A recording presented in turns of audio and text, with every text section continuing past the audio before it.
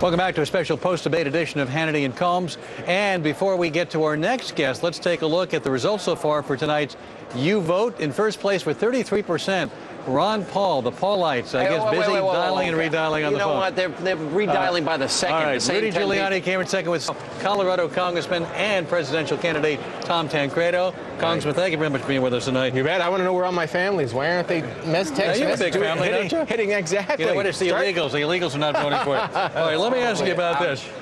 You said something that I found very troubling. First of all, you talk about rule of law. Then you say you don't have a problem with waterboarding. Yeah. Isn't there something called the Geneva Conventions? And isn't that the rule of law? No, and if we're going to respect the rule of law, doesn't that apply to the treaties to which we're signatory here in the United States? Actually, the Geneva Convention does not. I don't think there is a specific citation. Well, it talks about torture and people consider talks about torture. It doesn't talk about waterboarding, and that's what I meant when we got into the whole issue of the definition of something called torture. I mean, you can go to certain extremes, you can go to certain lengths in order to get the information you need. And you know what? I really believe that in every war we've ever had, in every conflict that this nation has ever been in, we have done things of that nature. I'm not saying, gouging people's eyes out. Waterboarding, you're making somebody think that they're drowning. Well, you know what? If by you experts are trying on torture. but if you are actually trying to get information, remember the question that was posed to me. Remember what it was. 3 bombs had gone off. This was the original question. 3 bombs had gone off in the United States. A 4th was going to go off, and it was the big one. And we had somebody who had the information that we needed. You telling me when we shouldn't do everything possible? Yes, I am telling you that. In fact, John McCain, who spoke right after you, pointed out, don't you think John McCain knows what he's talking about when he says that the information we get from torture is never counterbalanced by the damage it does to America's reputation? Does John McCain know what he's talking about? Listen, reputation. When you are trying to save your country, am I going to be concerned about what somebody in another country thinks about me? Or they? Yes, because if we torture, we have more risk of being tortured ourselves. Listen, as John they McCain do pointed not out. baloney. They don't care one twit about our activities. Does John McCain know wherever he speaks?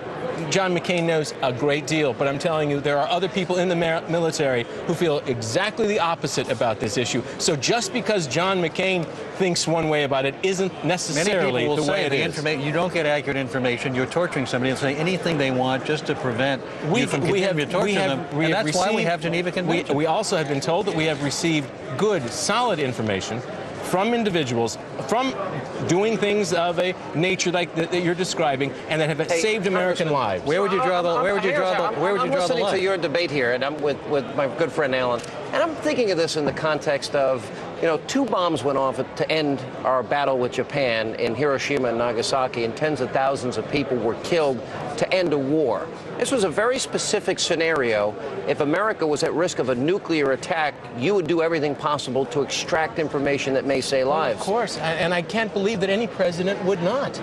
I mean, frankly, as I said before, that's the ultimate responsibility of the President of the United States. And so, you rely on the military. I would rely on the military to obtain the information that we need and to do so in the measures most efficient and most available to us.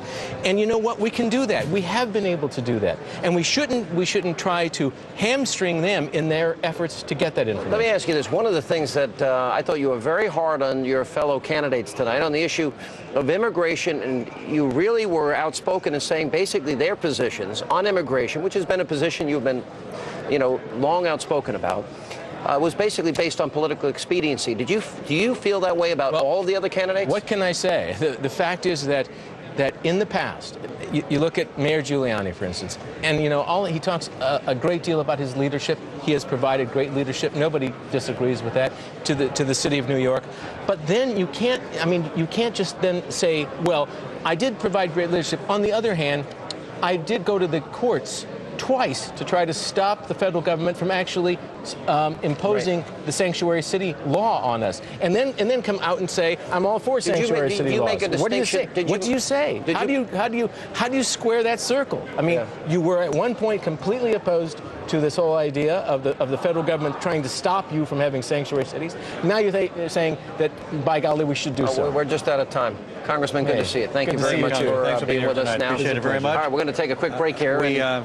Is it my year? I believe it's my turn. Mr. Colmes, go right ahead. Thank you for ceding the floor. We head back to Fox's own Carl Cameron, campaign Carl, on the other side of the spin room here. Carl, what's going on? I'm in the middle of interviewing Alan, Sean.